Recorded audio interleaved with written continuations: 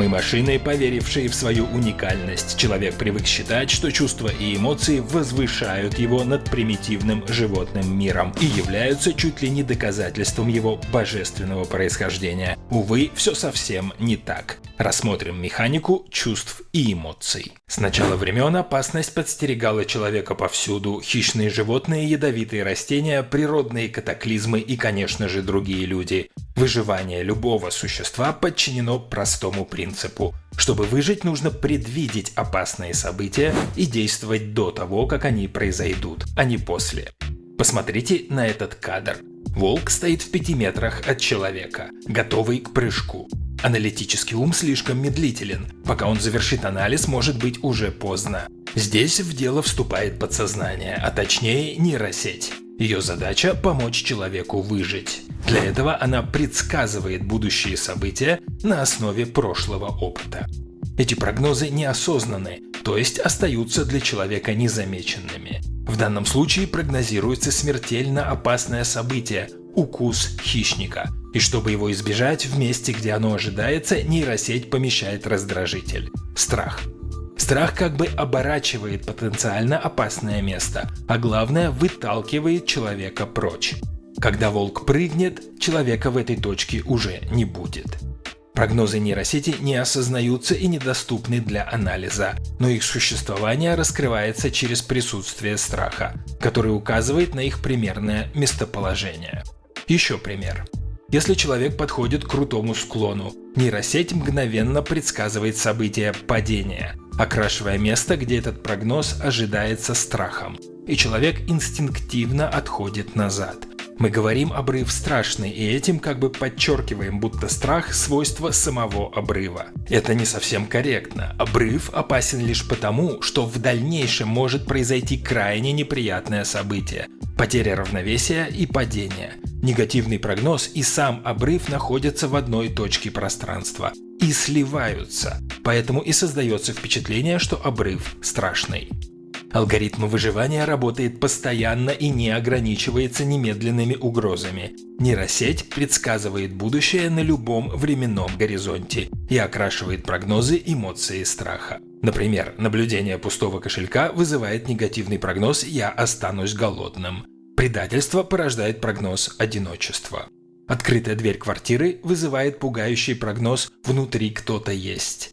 Этот алгоритм помогает человеку ориентироваться в своем будущем, не знать, а чувствовать, что его ожидает, и избегать опасностей заранее. Радость – это антипод страха. Радость маркирует позитивное прогнозное событие в месте, где оно ожидается, побуждая приблизиться и сделать его реальностью.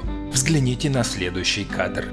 Если при неожиданной встрече нас охватывает радость, значит неосознанно прогнозируются такие приятные события, например, взаимопонимание, дружба, любовь. Если позитивных прогнозов несколько, их эмоциональная окраска объединяется. Таким образом, нейросеть помогает человеку чувствовать, где его ждет что-то важное или полезное, и побуждает двигаться к позитивному прогнозу, то есть пытаться сделать его настоящим. Возникает резонный вопрос, почему радость чаще всего воспринимается как результат какого-то события? Не скрывается ли здесь противоречие? Ответ в следующем. Если радость возникает при воспоминании о чем-то, она фактически окрашивает прогноз, связанный с этим прошедшим событием. Этот прогноз остается неосознанным. Беда в том, что стратегии приближения и отдаления, предлагаемые радостью и страхом, далеко не всегда эффективны. Иногда просто сделать шаг вперед или назад недостаточно для выживания. Поэтому у человека есть еще один куда более мощный инструмент – физические действия, за которыми стоит эмоция гнева. Например, чтобы избежать негативного прогноза «укус волка», можно не убегать, а взять палку и напугать волка, или даже атаковать первым. Гнев часто воспринимается как эмоция разрушения, агрессии. На самом деле гнев – это мотиватор действий, жестов, телодвижений, голоса и внимания. Гнев побуждает нас не просто приближаться или удаляться, а активно изменять окружающую среду. Это изменение традиционно называется целью. Цель существует для избегания негативных или воплощения позитивных прогнозов. Предположим, на пол со стола летит чашка. Неосознанный негативный прогноз «разбитая чашка» окрашивается эмоцией страха. Страх побуждает линейно отдалиться от места, где это событие ожидается. Однако в данной ситуации эта стратегия несостоятельна. Поэтому, чтобы избежать негативного прогноза «разбитая чашка», нужно чашку схватить. Другими словами, воплотить цель – чашка в руке. И начинается действие, мотивированное гневом. Рука выбрасывается вперед в попытке схватить чашку, пока та не разбилась. Еще один пример. Когда мы не сдерживаемся и кричим на ребенка за непослушание, вполне возможно, что наша скрытая цель – напугать ребенка, чтобы избежать таких негативных прогнозов, как споры или долгие уговоры. Таким образом, эмоция гнева кратно расширяет количество возможных превентивных реакций на прогнозы. Радость и страх – это не только дофамин и кортизол. Прежде всего, это маркеры наших прогнозов. Химия – лишь сопровождение более глубоких процессов. Алгоритм выживания действует по формуле наблюдение, прогноз, мотиватор, реакция.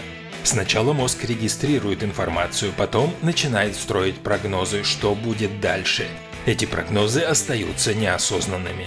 Затем пространство, где прогнозное событие ожидается, получает обертку в виде радости и страха. Радость тянет нас к событию, страх заставляет держаться подальше. Далее включается мотивация гнева и начинаются физические действия, жесты, речь. Человек начинает менять будущее в свою пользу, избегать опасностей и приближать желаемое. И делает это автоматически. Интенсивность эмоций напрямую зависит от срочности прогноза. Чем быстрее может что-то произойти, тем сильнее эмоция. Это логично. Если времени мало, действовать нужно быстрее.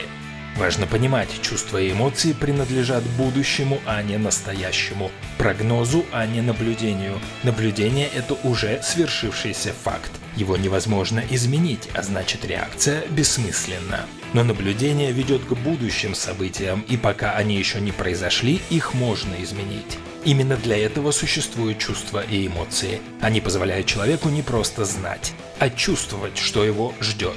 И реагировать до, а не после.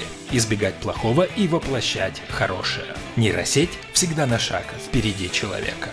Запомните, эмоции страха и радости – это эквиваленты прогнозных образов. Если вы чувствуете страх, значит в подсознании уже есть негативный прогноз. Если чувствуете радость, значит существует прогноз позитивный. Если появляется гнев, значит возникает потребность действовать, чтобы избежать негативного или воплотить позитивный прогноз.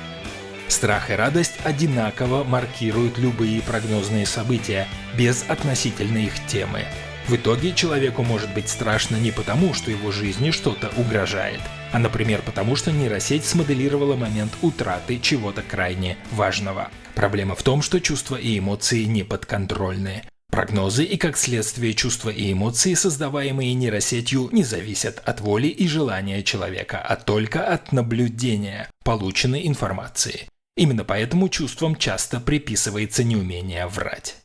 Вы думаете, что 3 базовых эмоций – страха, радости и гнева – недостаточно, чтобы смоделировать любое эмоциональное состояние? Я докажу вам обратное. Откроем руководство и обратимся к таблице эмоций. Эмоциональные состояния в таблице упорядочены по степени их приятности, которая зависит от прогнозов, позитивных или негативных. Радость – наиболее приятная эмоция. За ней идет гнев, а далее страх. Любое эмоциональное состояние можно представить как совокупность 3 базовых эмоций. Эмоции вроде интереса и горя, которые часто называются базовыми, могут вызывать сомнения в этой идее. Рассмотрим их первыми. Интерес – это сложное эмоциональное состояние, сочетающее фиксацию внимания и позитивный прогноз.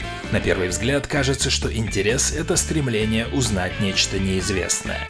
Парадокс интереса в том, что нейросеть уже предсказала некое приятное событие, и внимание сосредотачивается, чтобы его не пропустить. Например, на этой картинке ребенок испытывает интерес, предвосхищая получение игрушки. Иногда интерес может носить болезненный характер, быть связанным с негативным прогнозом. Например, брокер может с болезненным интересом отслеживать биржевой график, опасаясь убытков. В таком случае внимание фиксируется, чтобы убедиться, что негативный прогноз не сбылся. Горе – это сложное эмоциональное состояние, возникающее при утрате чего-то важного или ценного. Горе сигнализирует о том, что позитивные прогнозы, связанные с утратой, больше не могут быть воплощены. Например, если уходит близкий человек, причина боли в том, что позитивные прогнозы, такие как поддержка и общение, которые были возможны благодаря этому человеку, теперь становятся недостижимыми. Работа нейросети зависит только от поступающей информации. Горе болезненно потому, что при воспоминании об утрате нейросеть продолжает строить позитивные прогнозы с утратой связанные. Сознание пытается их блокировать. В итоге, чтобы не входить в контакт с воспоминаниями, человек пребывает в постоянном напряжении. Тот же принцип работает, например, при утрате юношеской красоты. Позитивные прогнозы, связанные с внешностью, становятся недостижимыми, и это вызывает боль. Чтобы облегчить горе, прежде всего нужно осознать, какие именно позитивные прогнозы были утрачены. Подробности этого процесса можно узнать в руководстве или на данном канале. Стыд возникает, когда действия или бездействие человека приводят к нежелательным последствиям. Причем важно не само событие, а негативные прогнозы, связанные с ним. Например, ученик, допустивший глупую ошибку при ответе, испытывает стыд из-за страха осуждения или насмешек. Стыд – это реакция, при которой ученик пытается мысленно дистанцироваться от произошедшего события и связанных с ним прогнозов и эмоций, отстраниться и увести внимание. Работа нейросети не подконтрольна сознанию, поэтому человеку приходится постоянно блокировать нежелательные мысленные образы и эмоции, что и делает состояние стыда таким болезненным. Чувство вины формируется по тому же принципу. Оно возникает, когда человек нарушает свои правила или его действия приводят к нежелательным последствиям. В этом случае человек также подавляет прогнозные образы и эмоции. Эмоциональные состояния настолько разнообразны, потому что представляют собой комбинации различных наблюдений и прогнозов. Позитивные и негативные прогнозы могут присутствовать одновременно, тогда страх будет смешан с радостью. Важно, что независимо от сложности эмоционального состояния, в нем всегда присутствует последовательность. Наблюдение, прогноз, мотиватор, реакция. Это справедливо даже для тех эмоциональных состояний, которым нет названия. Замешательство, нерешительность возникают тогда, когда человек не знает, на какие прогнозы ему реагировать, а какие проигнорировать. Зависть – это неудачная попытка уподобиться другому человеку, чтобы испытать такие же прогнозы и эмоциональное состояние. Ревность – это попытка защитить свою собственность в лице другого человека и сохранить доступ к его способностям и прогнозам. Отчаяние – это прекращение сопротивления, отказ от поиска реакции на негативные прогнозы. Ненависть – это попытка, имеющая негативный прогноз, разделить нечто общее, обычно совместное пространство. Если объектом разделения становится сходство, например, черты характера, то ненависть становится неразрешимой.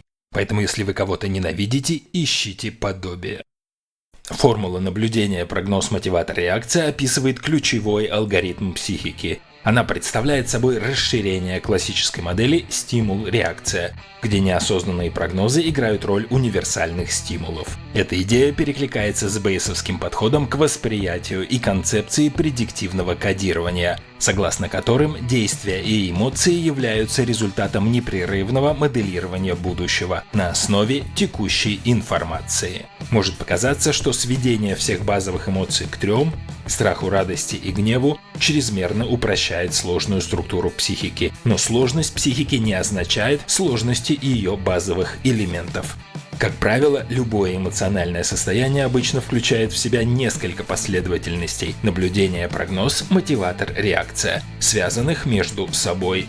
Это происходит потому, что очередная реакция обычно ведет к возникновению нового наблюдения, нового прогноза и следующей реакции и так далее. Подробно вся теория изложена на сайте alifelo.com, где вы можете глубже изучить эту модель. Несмотря на простоту, эта схема позволяет объединить чувства, эмоции, аффекты и переживания в одну концепцию. Она также помогает объяснить формирование убеждений, внутренних конфликтов и даже понятия «я». А главное, открывает новый подход к психологической помощи, позволяя каждому стать своим собственным психологом. Подписывайтесь на канал, каждую неделю мы будем разбирать, как механизм прогнозирования объясняет различные знакомые явления на качественно новом уровне, делиться техниками самопомощи и показывать, как применять их в повседневной жизни. Удачи вам и высокого эмоционального интеллекта!